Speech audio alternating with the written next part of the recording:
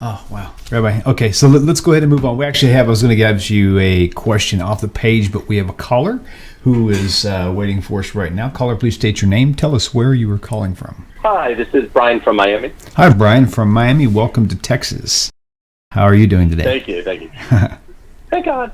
That sounds so Jewish. Thank God. Thank okay, God. Good. Like so Jewish. Go ahead. Okay, Brian, what's the question for Rabbi?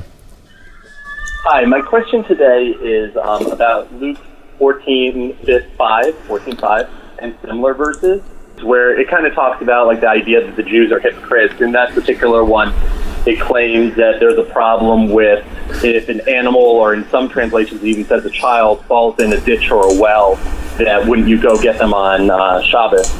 And when I heard this, it seemed just very surprising to me, because I was thinking, obviously, if it was a child in the life issue, you could just go ahead and save the child no matter what. And even if it was an animal, maybe there is an eruv issue or an issue with touching the animal, but there are ways around that. Like you could build a ramp, or put certain things down there, not necessarily build a ramp, but put things so that the animal could get out. It just didn't seem like there was any problem there at all. And, the New Testament tries to claim that they were like dumbfounded. So my question is, am I missing something, or is this whole claim completely ridiculous? And just there are a lot of different, claims like this throughout. Just before that, there's the one with the issue of healing on Shabbos. And I know previously you've talked about how there's no problem healing on Shabbos. And so I was just curious if there is anything to this or any of these other types of claims at all, or is it just completely ridiculous? Okay, that's really good. A lot of people don't connect multiple stories. They've got that vertical reading instead of the parallel reading of these things. So it's good to point these things out. Okay, thank you, Brian, for calling in, and just tune in for your answer, okay? Yes. Thanks so much. Yeah, so this is one of those cases where you go, where I go, I don't know if other people do go, where do I start? So this story cannot make sense to a Christian. Now, it makes sense on a primal level. This is how Christians process this. By the way, to Christians, and I mean this, I know I sound like really arrogant and presumptuous, like who am I to tell Christians what you think? But if you read all the commentators, there's no other way to process Luke 14. And incidentally, you find these stories where Jesus is arguing with his interlocutors, who are Pharisees and scribes, meaning religious Jews, Orthodox Jews, like me. And in almost all cases, the argument is, as you said, is over the Sabbath, okay? But so if you read so just so you know, it's not like I'm like setting up a straw man. If you read the commentators, they're right down the line. And if I was raised a Christian, I read that story and go, Jesus is like just going around healing people on the Sabbath, and these Pharisees who are obsessed with the letter of the law rather than the spirit of the law are cold-hearted and are trying to interfere with the work of our Lord. And look at them; they've got this like thorn in their eye, and they just can't. That's what comes across here. That's what comes along in John 7. That's what comes along everywhere. And the stories are very much the same. As it turns out, the stories actually don't make sense unless you have an oral Torah.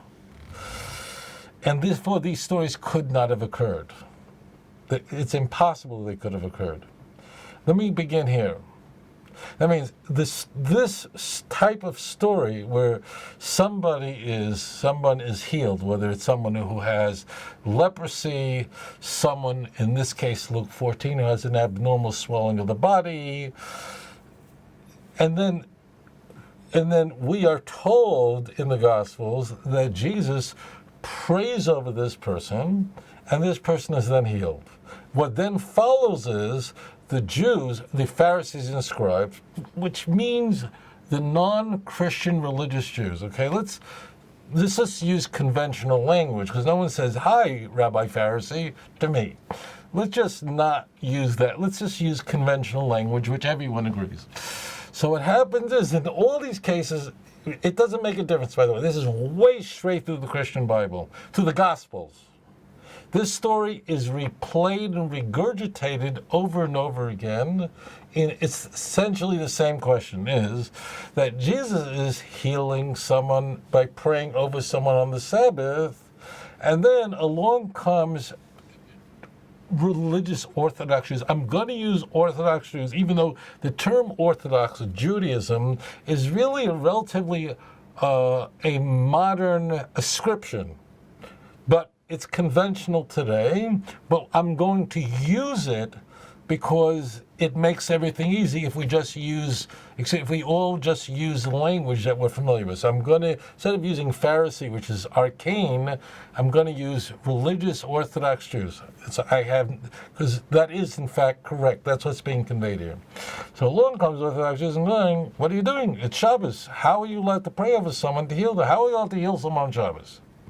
Okay, and then what happens is that Jesus has some sort of fantastic response.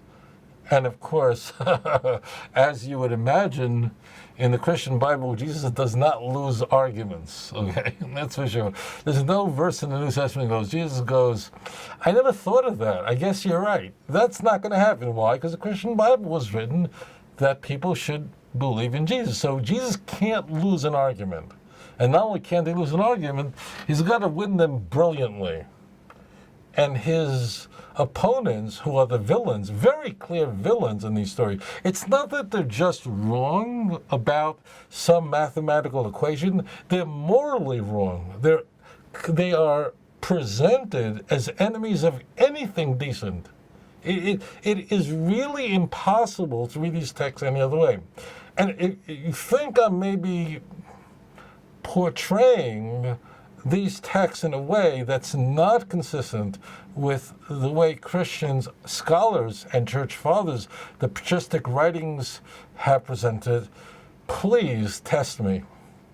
It certainly is not in vogue today to talk that way, because today, this kind of talking in Jews is not. But if you go back and read I don't care who you read, whether it's the Reformers, whether it's whether it's any church father you want, from Ignatius all straight through, they all had the same reading. So I'm not raising a straw man and toppling it. This is very, very important. I need to take a moment with this. This is there's no other way to read it, and I assure you, just take my word for it now, this is exactly how it's processed by every Christian thinker in history, okay? So Jesus ultimately out-argues his interlocutors. You can't help but walk away from the story and go, Jesus is so beautiful, he's so perfect, he's just love. He's just going around taking people who are lepers and cripples and people vexed with the devil, healing them, and then these Jews they're smart, they're cunning, but they're enemies of God. They're whitewashed the white painted tombs, as they're described in Matthew 23. Hypocrites and vipers. This is not my language. This is the language of the Q source. It's all over the place. If you don't know what I'm talking about, you've never been to a church in life. And Jesus outsmarts them. Now, every Jew reading this, and I will say, when I say Jew, I don't mean some Jew convert to Christianity. I'm talking about every religious Jew who encounters such a text with something remotely like my background is going, this story could not happen. It's fiction. Why? Because, in fact, praying over the ill is something I do every Shabbos. This Sabbath, I prayed over a person and this person who's watching the show, who's a friend of our congregation, whose father is 74 and is battling a serious problem, and I prayed over him this Shabbos. and instruct her what she needs to do and what he needs to do immediately. We do it. Every religious Jew, we pray for the sick every single Shabbos. That means this story couldn't happen. Why? Because what exactly would have been the problem? What problem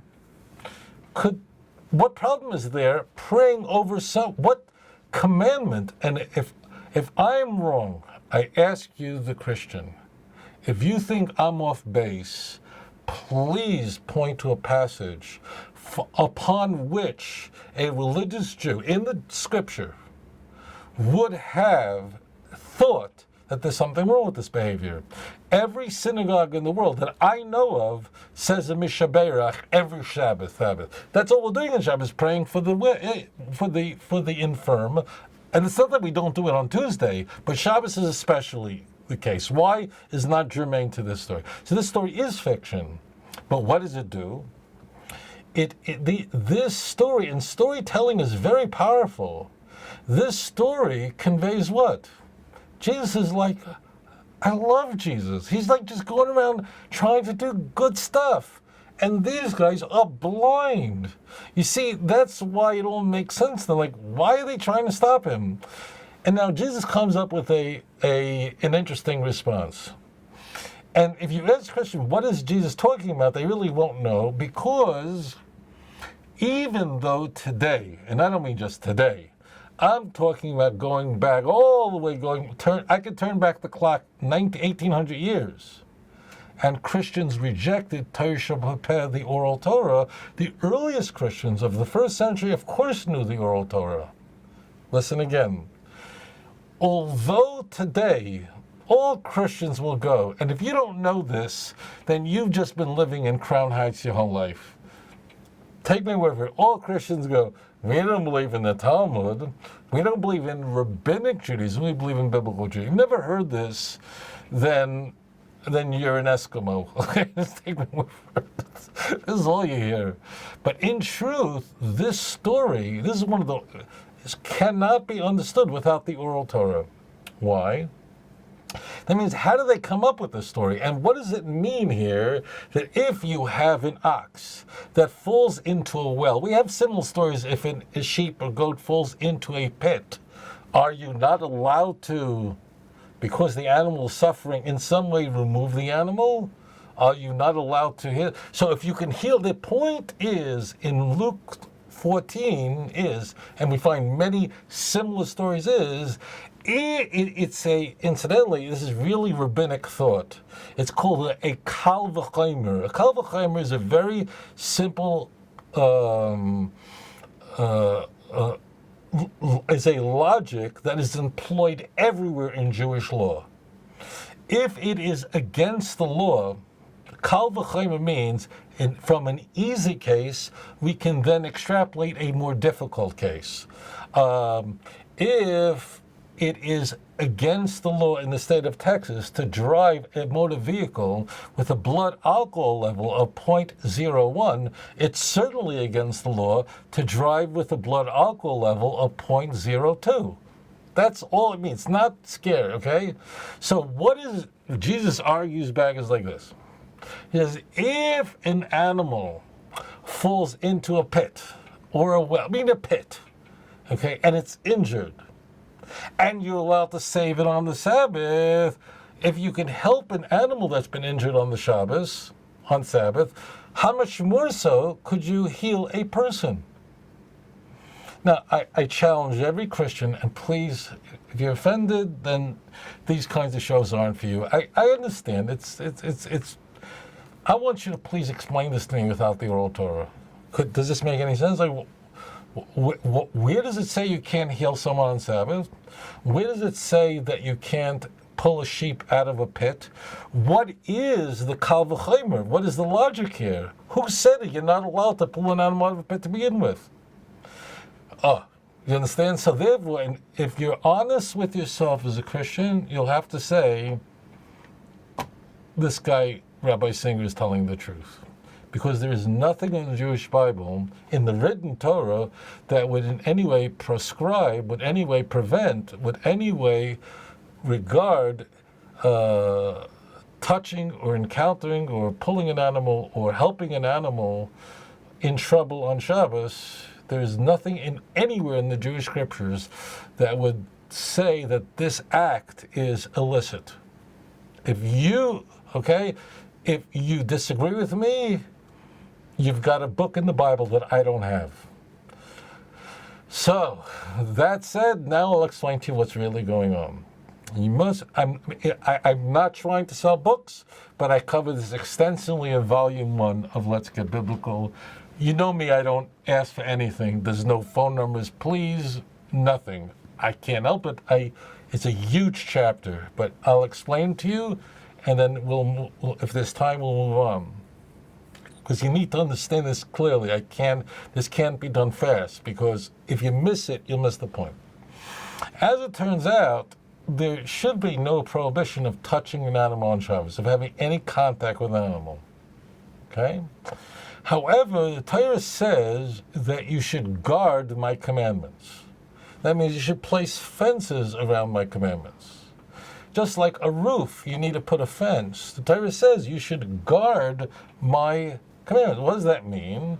It's the same thing. Let's say you have an electrical grid behind a big supermarket, right? And there's a big generator there with Lord only knows how many thousands of volts and amps are flying through there that can kill a person in a second. So first there's a sign that says, warning, don't touch. And the wiring is all insulated, I presume. Besides that, around it, there's a big, giant fence that goes up high. And on top of that, there's barbed wire. So you ask the question, what do you need barbed wire in a fence? Why don't you just leave a sign? The answer is because we're afraid. Here's the point. You need to know, I'm going to teach you just a little Jewish law. In the Torah, there is no prohibition of touching an animal on Shabbos. However, and this, by the way, does not apply to your pet. A pet, you can touch all you want on Shabbos because a pet is a source of comfort and companionship. I'm talking about animals. I mean, you have animals. So an animal on Shabbos, ordinarily, you're allowed to. From the Bible, absolutely. You're not allowed to say it's forbidden to touch an animal on Shabbos from the Bible. But we put up a fence to be careful that lest someone violate the Shabbos, that anything that is not necessary for the Sabbath, we don't touch it. This technically in rabbinic law, this really is a rabbinic injunction. It is not from the Bible. And we're allowed to. I'm allowed to say, the Torah says don't sleep with someone else's wife. Okay? I could say to myself, you know what? If that's the case, it's probably not a good idea for me to go to a strip club. It's not, doesn't say the Bible can't go, but it's logical for me to, if I feel weak in some area, it's probably not a good idea to go to the south of France and go to a nude beach. It doesn't say it, but it's logical that if you go to such a place, you will likely wind up sinning. Okay? So therefore, the Jews put a fence to protect the electrical grid. We put it like every normal person does. So therefore, one fence is if you don't need it on Shabbos, if it serves no purpose on Sabbath, meaning your animals, not pets. Pets are an exception. Pets serve a purpose. Why? They provide comfort, they make us feel good. Of course you could touch your pet, kiss your pet all Shabbos long.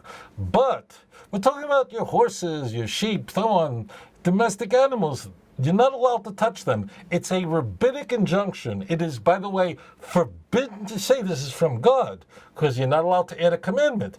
But you are allowed to say, look, this is a danger zone. I am not adding a commandment, but I'm just not going to go to a nude beach in the south of France. It doesn't say the Torah, but I know I'm going to wind up sinning if I go to such a place. Okay, you understand? I'm not adding to commandment. I'm saying I'm just taking upon myself a personal fence so I don't come to sin. This is a rabbinic injunction which the Jewish people accept, and that is that we don't touch animals that are, just horses and so on the Sabbath. We don't. We leave the food out, make sure they're taken care of, but we don't touch animals. However, what happens, this is simple Jewish law, and that's where this text in Luke comes from. And that's why the people who say, we don't believe in the oral Torah, or we don't believe in Rabbinic Judaism, they're not evil. They have no idea what they're talking about. Because without understanding this very important part of Jewish law, you would never understand the Christian Bible. How crazy is that? That crazy. We find this injunction everywhere in the Gospels. Let me illustrate. So the question is, we know that you have to be kind to an animal. For instance, if you have an animal, you're not allowed to sit down and eat before your animal is fed. You're not allowed to loisachsim sherbedisha. You're not allowed to even muzzle an animal when it's in the field. Why? Because you're causing the animal emotional stress. So, caring for an animal, and by the way, a Noahide, a right Gentile, it is forbidden for them to cause an animal suffering, and they must help an injured animal. Just know this. So the question is, what happens if we have a conflict? On the one hand, we have a general prohibition that we don't touch animals that are like, horses, sheep. These are not pets. We're talking about domestic animals that we don't touch them on Shabbos. We don't touch anything on Shabbos that we don't use for Shabbos, so we don't have problems. But what happens if there's a conflict? The conflict is you have a field, a big fenced-in area, and there's a well, there's a pit, there's an area, and your sheep falls inside. It's injured. You need to get it out. It's a fenced-in area. Can you touch the animal because it's injured? You understand? What happens when two different laws conflict? The answer you know already. You're not allowed to cause injury to an animal. That's a d'oraisa. That's scriptural. You can't touch an animal. That's a rabbinic injunction. Whenever you have such a conflict, the scriptural commandment immediately overrides. And therefore, in Jewish law, let's say, God forbid, an animal falls into a pit, it's injured. You need to provide, let's say, put under it pieces of wood so it can climb out. You may have to put salve on it, medicate it, put something on it to relieve its pain. So you do that on Shabbos, even though normally you can't. Got it? Now we understand Luke. I know you're going, what, Rabbi? I mean, you're teaching us. This is why all the Christians walking around, look, I don't blame you. This is what you hear all day long. Oh, we're going to go, we don't believe rabbinic law. We only believe in the biblical Jews. You've been lied to. This text now makes sense. It never happened because what is the antecedent problem? If I'm walking around praying over blind, deaf, and injured people with abdomens that are swollen and so on, there's no prohibition of me praying over an ill person. I do it every single Sabbath, as in every synagogue. This story is complete fiction. But it's very interesting that the argument that we are told, that this story could possibly have happened, as I've explained. But Luke is using a plot device. It's not really Luke, but it's really, you find this, all the Gospels are using a plot device that can only be constructed using oral traditions of rabbinic law. And what the Gospels are doing is, Jesus is out Phariseeing the Pharisees. He's out rabbiing the rabbis. He is using maxims of rabbinic law in order to show that the Pharisees are wrong.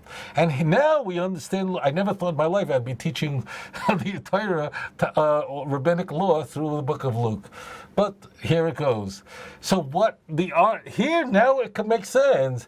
If you're allowed on Shabbos to heal, to save, to rescue an animal that fell into a pit on Sabbath that's injured, how much more so could you help a person who's injured on Shabbos? Now, Luke 14 makes sense. But the story, did it happen? It's as true as a Connecticut Yankee in King Arthur's court. That means it's fiction, but they're using little truths in it. Or Hamlet. Hamlet's fiction, but some of the characters are true. It's selecting true characters or true things to create a fiction. These are plot devices. So therefore, but now you understand John 7. Now you understand Luke 14. And that is, now you understand what, I never thought I'd be teaching the Christian Bible, but that's what's happening. Jesus is saying, if you can heal an animal, if you can rescue a sheep, that's in your barn fell into a pit. You've got to help it get out. Put boards there so it can climb out. Can't get out a sheep. It's a little animal. If you can help a sheep recover, you can certainly help a person recover. What is the basis of that? Oral Torah, or rabbinic, actually a rabbinic injunction. And therefore, my friends, to surprise you, you cannot understand the Gospels without understanding rabbinic law. I rest my case. אדון עולם אשר